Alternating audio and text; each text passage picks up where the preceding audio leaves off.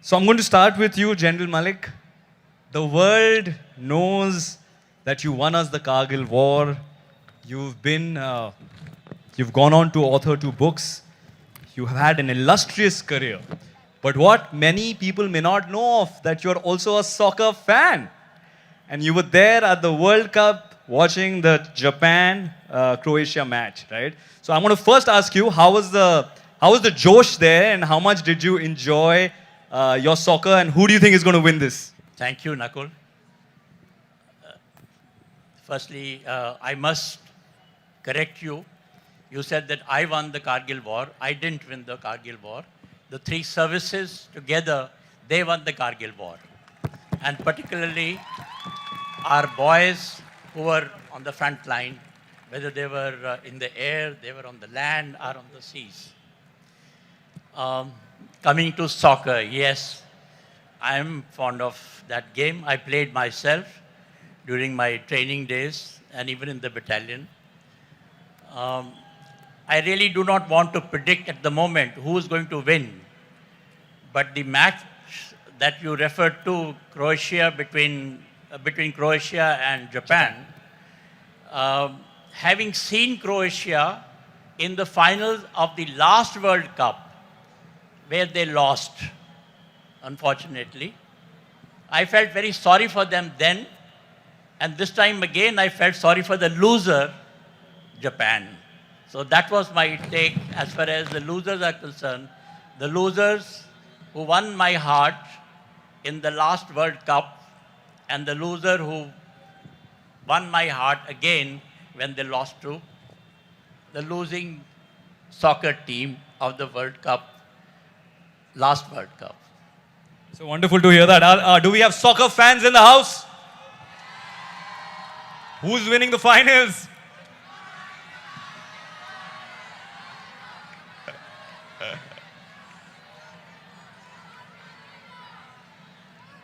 मुझे आवाज किसी की आ नहीं रही है. I'm assuming it's not India this year, but we'll get there someday. We'll make a soccer team which the world is proud of and we are proud of. So we need that. Yes, absolutely. That. So I'm going to swap the mic so that I think this will be better with you. I've been told to ask you some hard-hitting questions, but I'm going to get straight to the point. There's a lot of chat which has been happening on the Agniveer scheme, right? And you have always put out your thoughts very openly, very boldly.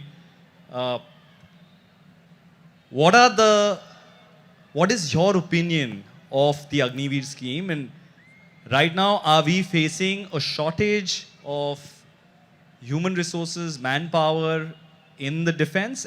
And how can we inspire young India to join the forces? Nakul, you know, when the new scheme was propagated, mentioned in the media, everybody said that we want young people who are patriots, who are fond of their country. We want them to have the Army, Navy, or Air Force kind of discipline, and that we will have a better boys and girls joining not only the armed forces, but other services, other professions also. That was the thought which was being propagated over and over again.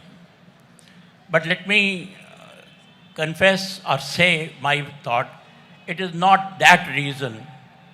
The reason why they brought in this scheme, Agnipath scheme, is because India doesn't have the money to sustain an armed forces of the size that we have, and to keep it modernized, and to keep giving them pension as we are taking today. So the basic reason why this scheme has been brought in is the money. We do not have the kind of budget that we are having today, and we will need it tomorrow. Now, particularly pension, let me just mention to you that almost about 25% of the army budget goes into pension today. I think about 7% of the budget goes to the pensions in the Navy, and about 11% of the Air Force budget goes for the pension. So the government devised a scheme which will cut out all this pension, and so that was the main reason why it is. Now, there are both pros and cons of this scheme. There are certain advantages that we will have more money for modernization, that we will have some younger people, we will have little more technically trained people coming from the ITIs, and we will have better junior leadership. That's another advantage. But there is also apprehension that 4 years may not be sufficient. 4 years, you train somebody technically, and then you let him go, is not the right thing.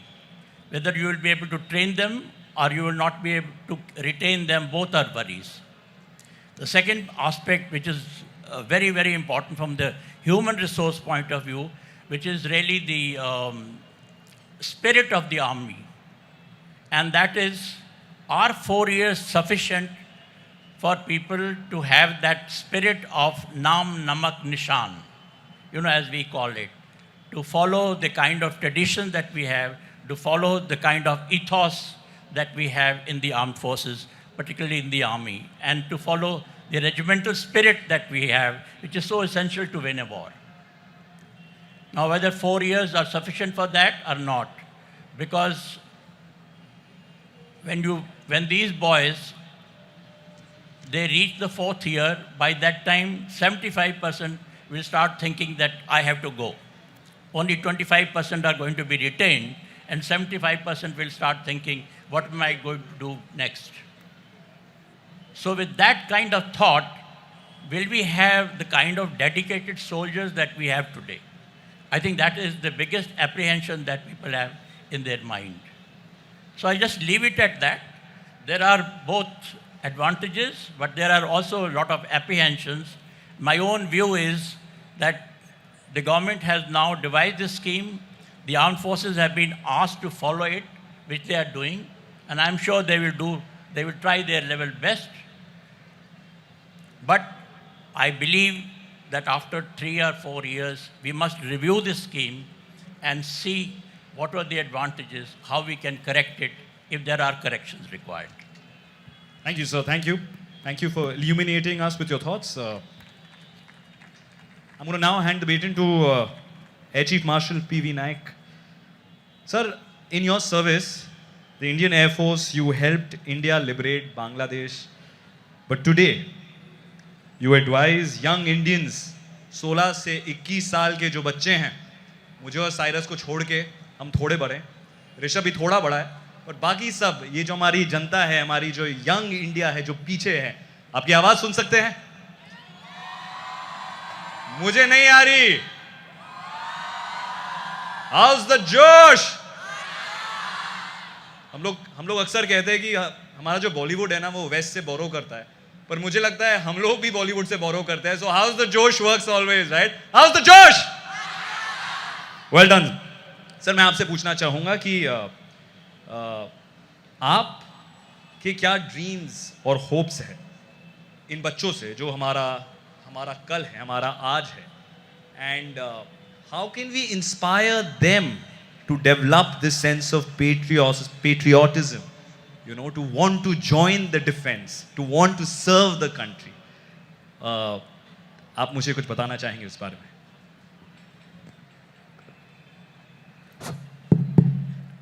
It's a very difficult question.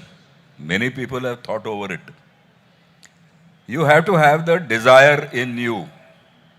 You have to have the guts in you to join the armed forces and to serve the country. It does not happen with everybody. It also depends on the way you've been brought up by your parents, what you've been taught by your teachers. It also depends on your own nature. Agar aapka nature adventurous hai, you will have more scope, or it is easier for you to join the armed forces. They say that the life in armed forces is tougher. It is tougher. But it is also the most rewarding. It is also the most enjoyable thing. Like I was into fighter flying. It is something which I loved and I was being paid for it. There are people who love the mountains. There are people who love the seas. If you join that particular service, that particular job, you will get to do what you've always been dreaming of. And you'll be paid for it. The other point is that in the armed forces, you're directly serving the nation. I don't decry the other things. A doctor can also do it. A lawyer also does it in a long, long way. In the armed forces, you're thinking of the nation. You're thinking of the borders. You're thinking of the security of the nation all the time, day in and day out. You have a pride first in your unit. You have a pride in your uniform. That builds up the pride in your country. So joining the armed forces is not easy, but once you joined it, I think it's a very rewarding career. Thank you, thank you. I hope that inspires a lot of us sitting here today to serve the country in their own way. It could be joining the forces. It could be finding their own true calling. Like Sir said, do what you enjoy, and hopefully, we'll find a way for the universe to pay you for it. Thank you. Thank you so much, sir. I'm going to now jump to Admiral Karambir Singh. A very good evening to you, sir. So before I ask you a question, I wanted to share with you that a fellow officer from your Indian Naval Air Squadron 333, the Kamau KA-25 helicopter, remembers you very fondly. It sends you sends you greetings. That gentleman happens to be my father, and he's sitting right here in the audience today, Commander P.S. Mehta. I remember him very fondly. How are you, sir? We learned so much from you. Thank you. So my father would not come with me to any of my award functions where I might have won the Best Actor trophy, but today decided that it's an important event to be here, and I'm so glad they're here Amazing. today. Yes.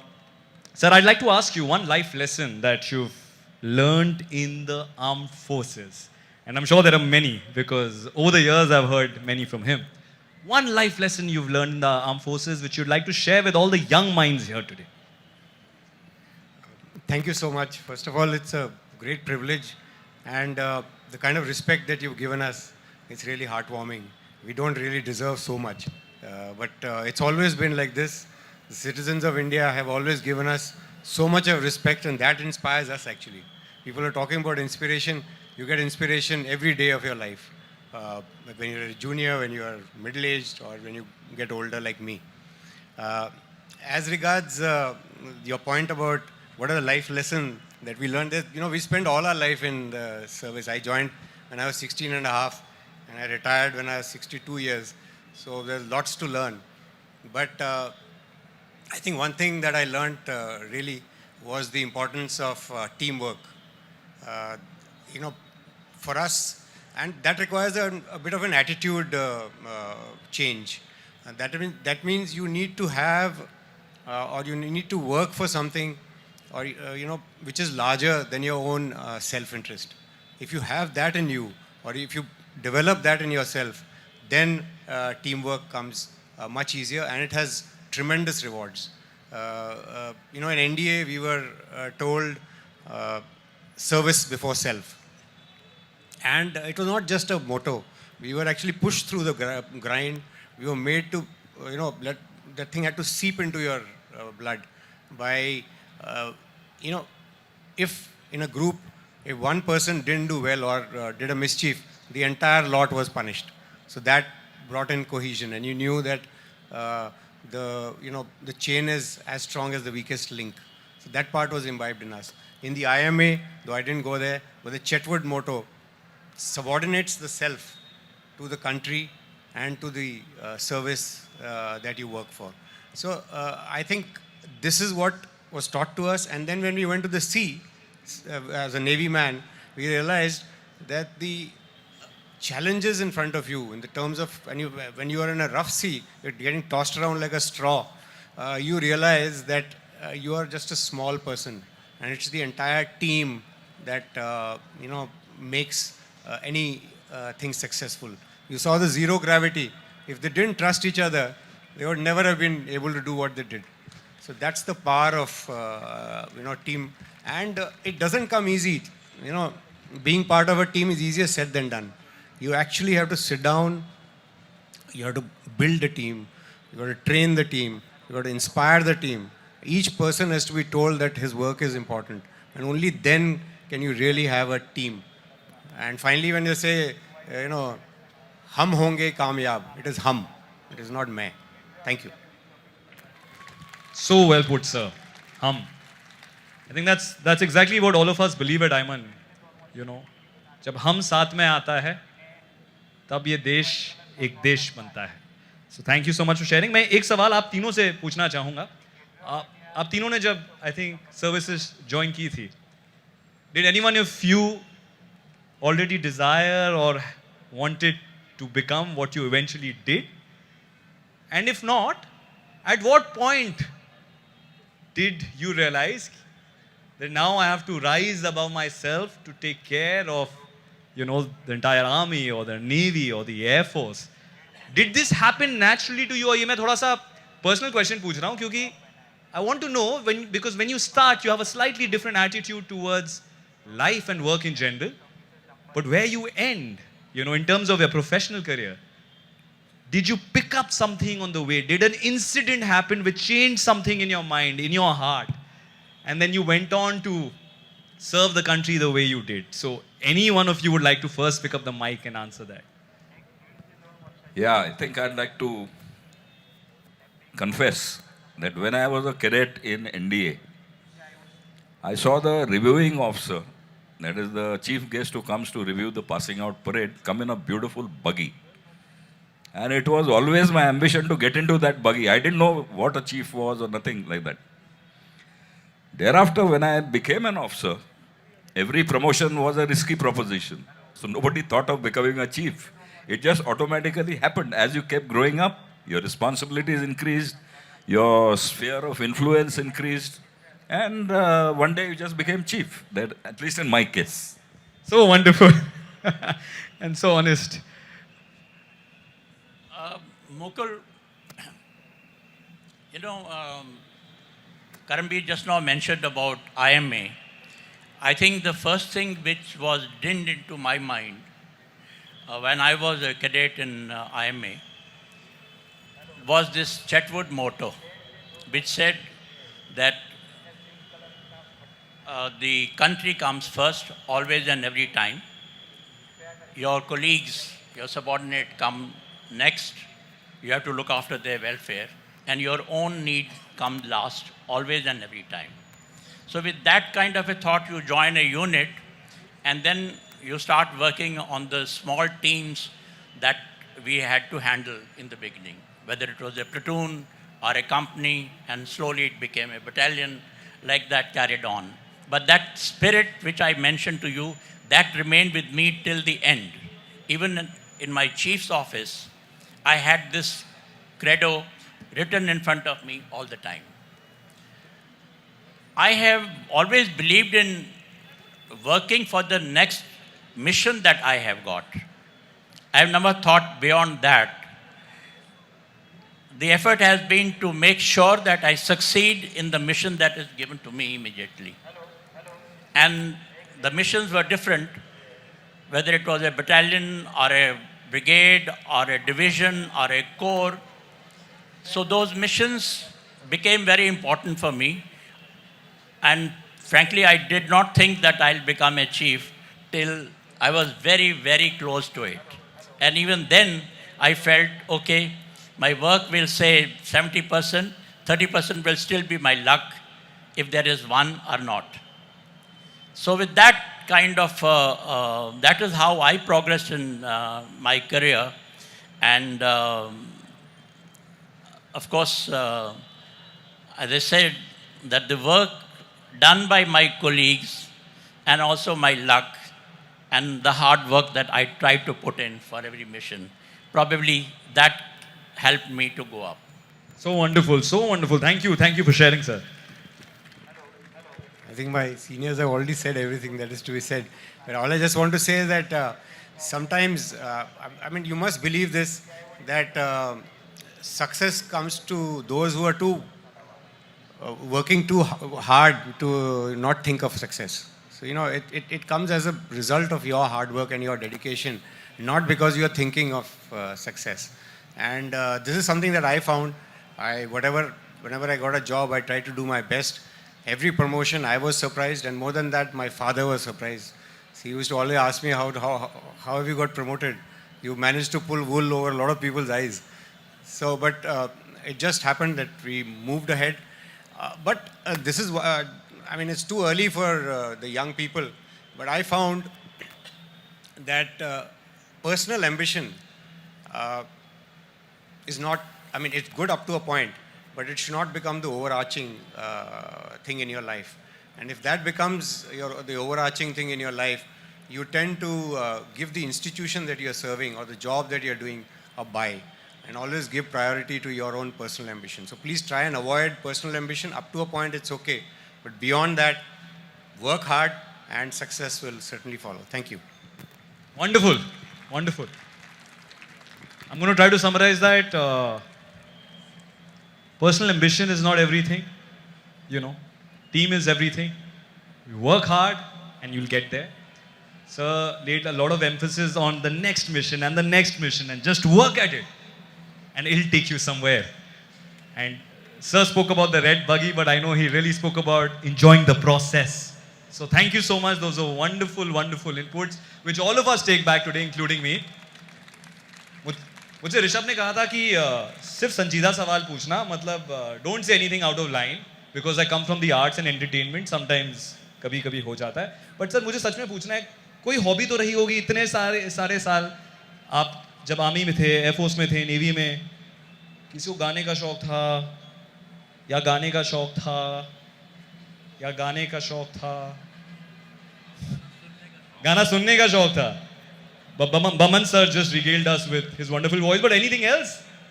किस चीज का शौक था sir? So that all of us feel कि हमारे शौक से शायद सिमिलर हो सकते हैं.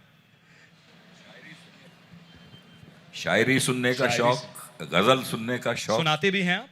नहीं जी, आती है शायरियाँ, लेकिन एट द राइट टाइम वो याद नहीं आती. You know, that is the problem. So well said. And sir, you? So I prefer physical activity, which I can't obviously do here. हाँ, सबको कसरत करा देते हैं यहाँ पे. So sailing, Wonderful. the help of sails, Yes. golf, running. Yeah. And Yeah. most people, when they ask me that, do you like to run? I said, yeah, I run from responsibility. Thank you so much.